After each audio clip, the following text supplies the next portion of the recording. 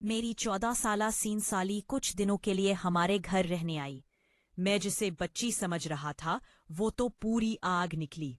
मेरी बीवी अस्पताल में अपनी माँ के साथ दाखिल थी, इसलिए मेरी सास रात को मेरी साली को मेरे पास छोड़ गई।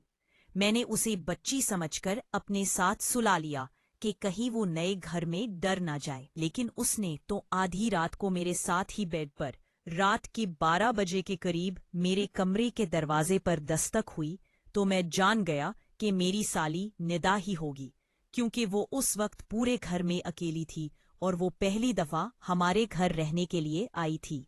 तो शायद उसे रात के इस पहर डर लग रहा था। जैसे ही मैंने दरवाजा खोला तो ये देखकर मेरी हैरत की इंतहा न रही कि वो हम बुरहना सीनाई पहने दरवाजे पर खड़ी थी। मुझे देखते ही कहने लगी कि अरशद भाई, मुझे आपके घर में बहुत खौफ महसूस हो रहा है। क्या मैं रात आपके साथ आपके कमरे में गुजार सकती हूँ?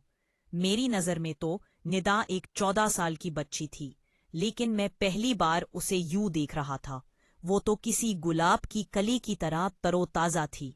14 साल की उम्र में ही उसका बदन भरपूर जवान हो गया था।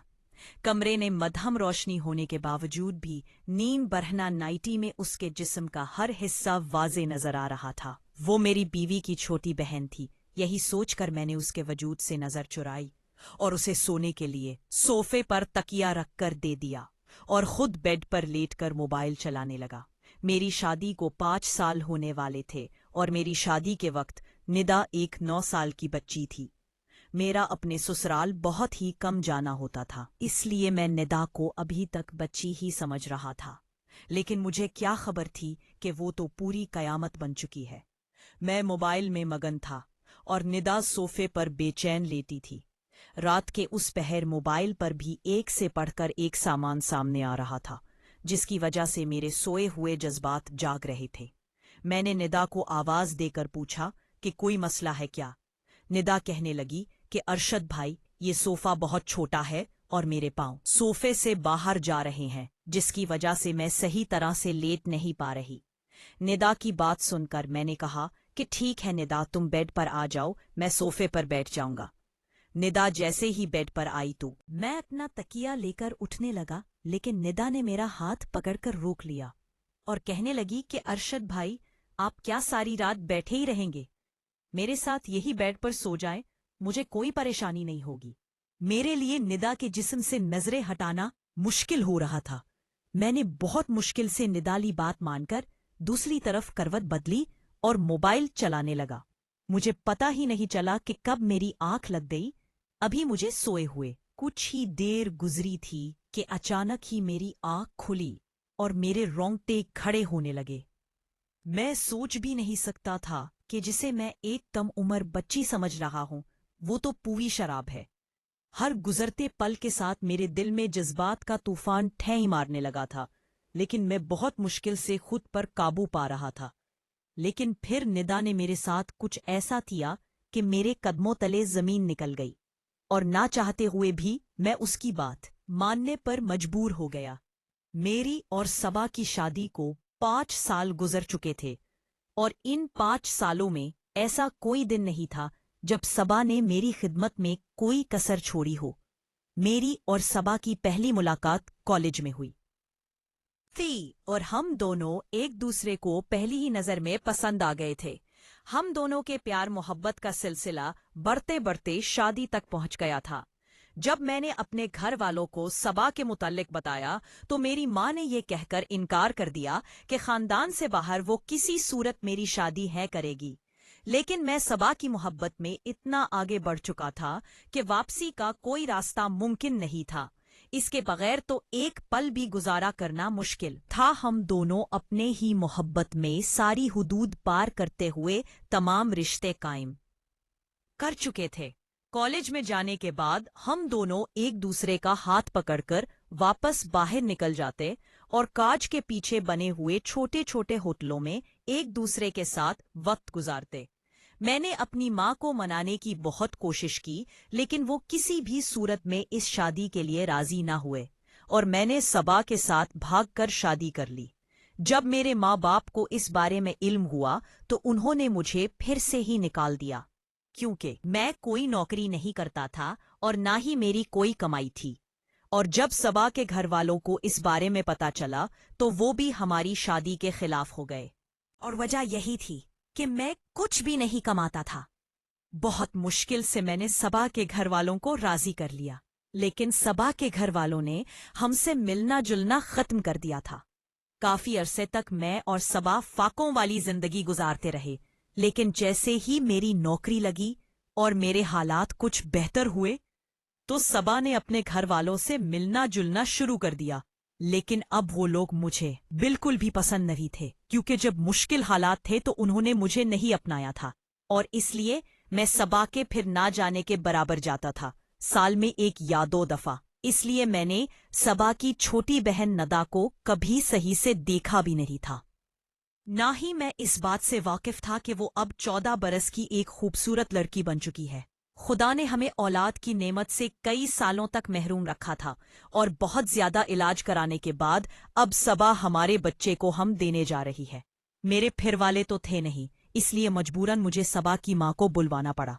और जब हम सबा को अस्पताल लेकर गए तो डॉक्टर ने बताया कि सिया को 1-2 दिन अस्पताल में दाखिल रहना पड़ेगा। प्रेगनेंसी के इस अरसा में सबा को बहुत सी बीमारियां हो चुकी थीं, इसीलिए इसका केस काफी मुश्किल था। सबा की वालिद कहीं शहर से बाहर गए हुए थे, इसलिए सबा की वालदा ने इसकी छोटी बहन को मेरे पास हमारे घर में छोड़ दिया, क्योंकि वो इसे अकेला नहीं छोड़ सकती थी। मैं बहुत अरसा बाद सबा की बहन नदा को पहली दफा देख रहा था और मैं उसको देखकर हैरान रह गया था। मैं तो सबा की खूबसूरती का ही दीवाना था, लेकिन उसकी छोटी बहन तो इससे कहीं ज्यादा खूबसूरत थी, और उसे देखकर मैं सबा को भूल गया था। नदा ने सबा की गैर मौजूदगी में घर के सारे कामकाज बहुत अच्छे से किए, और मुझे बिल्कुल महसूस नहीं हुआ कि सबा घर में नहीं है। उसने सारे घर को सलीके से साफ सुथरा करके सोने की तैयारी शुरू की, तो मैं भी अपने कमरे में चला आया। लेकिन थोड़ी ही देर बाद जब कमरे के दरवाजे पर दस्तक हुई तो मैं जान गया कि नदा आई है। शायद उसे किसी चीज की जरूरत थी, लेकिन मैं इस बात से बिल्कुल बेखबर था कि नदा तो कुछ और ही इरादा लेकर आई है। पहले तो वो सोफे पर आराम से बैठ गई और कहने लगी कि मुझे बहुत ज्यादा अकेलेपन में खौफ महसूस हो रहा था, क्योंकि ये घर मेरे लिए बिल्कुल नया है, इसलिए मैंने सोचा कि क्यों ना मैं आपके कमरे में ही रात गुजार लूं। मैंने निदा से कहा कि अच्छा किया जो तुम चली आई, ये तुम्हारा अपना ही घर है, तुम यहाँ आराम से सो सकती हो। लेकिन निदा को यूं नीम बरहना नाइटी में देखकर मेरी नजरें बार बार उसके जिस्म का तवाफ कर रही थीं। मुझसे बातें करते करते वो सोफे पर लेट गई और मैं बहुत मुश्किल से उससे नजरें चुराकर अपने फोन में ध्यान लगाने लगा। थोड़ी ही देर में वो बेचैनी से करवटें बदलने लगी। मेरा ध्यान बार बार भटककर उसके वजूद पर जा रहा था, और जब मैंने उसे बेचैन देखा तो मैं पूछ रहा था कि क्या हुआ है। वो कहने लगी कि ये सोफा बहुत ज्यादा गैर आरामदा है और मैं इस पर आराम से सो नहीं सकती। ये सुनते ही मैंने उससे कहा कि वो बेड पर आकर सो जाए और सोफे पर मैं सो जाऊंगा। वो जैसे ही बेड की तरफ आई तो मैं उठने लगा। निदा ने फौरन ही मेरा हाथ पकड़कर कहा कि अरशद भाई, आपको तकलीफ उठाने की क्या जरूरत है, ये आपका अपना ही घर है।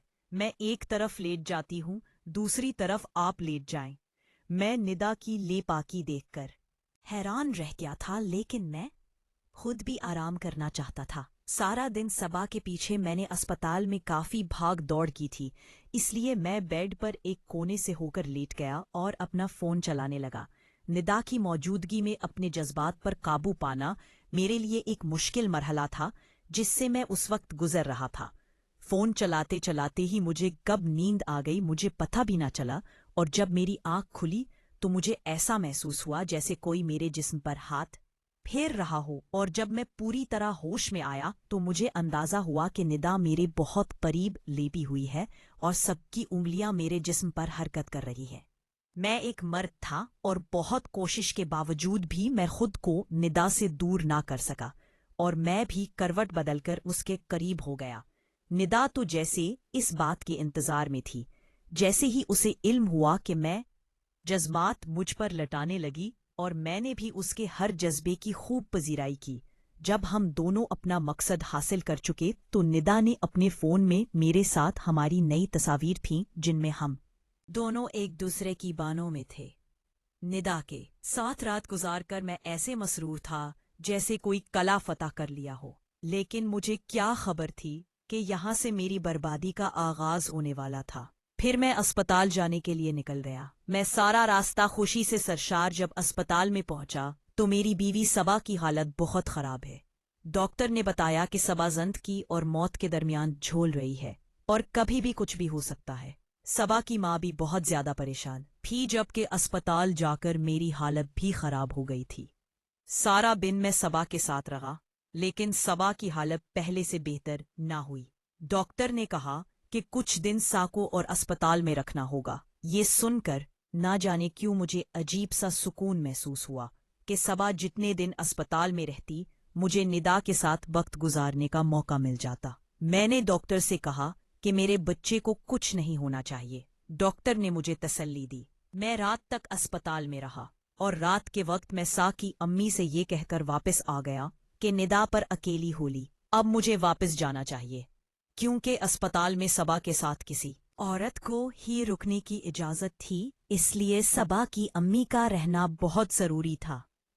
میں جب اسپتال سے گھر واپس لوٹا تو ندا بہت ہی خوش تھی۔ اچانک ہی وہ مجھ سے پوچھنے لگی کہ میں سائی کی الماری کھول کر دیکھ سکتی ہوں کیا؟ میں نے ندا سے کہا کہ اس میں بھلا پوچھنے کی کون سی بات ہے، تمہاری آپی کی ہی تو الماری ہے۔ اس نے کہا کہ چابی دیں پھر مجھے۔ میں نے اسے چابی دے دی، اور وہ صبا کی الماری کھول کر ایک چیز دیکھنے لگی، اور صبا جو کپڑے میرے لیے رات کو پہنتی وہ نکال کر مجھے دکھانے لگی، اور مجھ سے پوچھنے لگی کہ اس میں سے آپ کو کون سا پسند ہے۔ ایک چھوٹی سی نیلی رنگ کی نائٹی پر ہاتھ رکھا اور اسے کہا کہ یہ صبا پر بہت بچتی ہے۔ یہ سنتے ہی ندا وہ نائٹی اٹھا کر کمرے سے نکل گئی، اور جب کافی دیر بعد واپس آئی تو میری آنکھیں حیرت سے پھیل گئیں۔ وہ صبا کی نائٹی پہنے اس سے بھی کہیں زیادہ حسین لگ رہی تھی۔ ایمان ہی وہ میرے آگے آ کر مسکراتے ہوئے پوچھنے کی کہ یہ میرے بدن پر زیادہ چل رہی ہے یا آپی پر زیادہ بچتی ہے۔ یہ سنتے ہی میں نے اسے اپنی باہوں میں بھرا اور بہت محبت سے اس سے کہا کہ یہ تمہارے بدن پر بہت خوب لگ رہی ہے، صبا تو یہ پہن کر اتنی اچھی نہیں لگتی جتنی تم لگ رہی ہو۔ میں نے اس کے ہاتھ میں پکڑا موبائل لے کر سائیڈ پر رکھ دیا، اور خود میں اس پر اپنی محبت لٹانے لگا۔ اسے اس نائی میں دیکھ کر تو میں بالکل ہی بے قابو ہو گیا تھا۔ میں سوچ بھی نہیں سکتا تھا کہ 14 سال کی عمر میں کوئی لڑکی حسن کی دیوی بھی ہو سکتی ہے، لیکن ندا تو حسن کی ساری حدیں پار کر رہی تھی۔ اس کا پورا ہی بدن بہت حسین تھا، اور میں ہر گزرتے پل کے ساتھ اس پر حاوی ہوتا جا رہا تھا۔ ساری رات اس پر اپنے جذبات لٹانے کے بعد جب میں حج اسپتال پہنچا تو مجھے پتا چلا کہ میری بیوی نے ابھی ایک مردہ بچے کو جنم دیا ہے۔ یہ سن کر تو میری حالت خراب ہو گئی۔ میری بیوی کی حالت بھی بہت زیادہ خراب تھی، اور ڈاکٹر اسے ٹھیک کرنے کی پوری کوشش کر رہے تھے۔ شام تک صبا کی حالت کچھ بہتر ہوئی تو اسے اسپتال سے چھٹی مل گئی۔ مجھے اپنے بچے کے انتقال کا بہت دکھ تھا۔ میں صبا لو سنبھالتے ہوئے گھر لے آیا۔ صبا کو دیکھ کر ندا کا چہرہ اتر گیا تھا۔ اس نے ایک عجیب سی نظر صبا پر ڈالی اور کمرے میں چلی گئی۔ میں نے صبا کو کمرے میں لا کر لٹا دیا۔ اس کی امی نے مجھے صبا کی دواؤں سے متعلق آگاہ کیا۔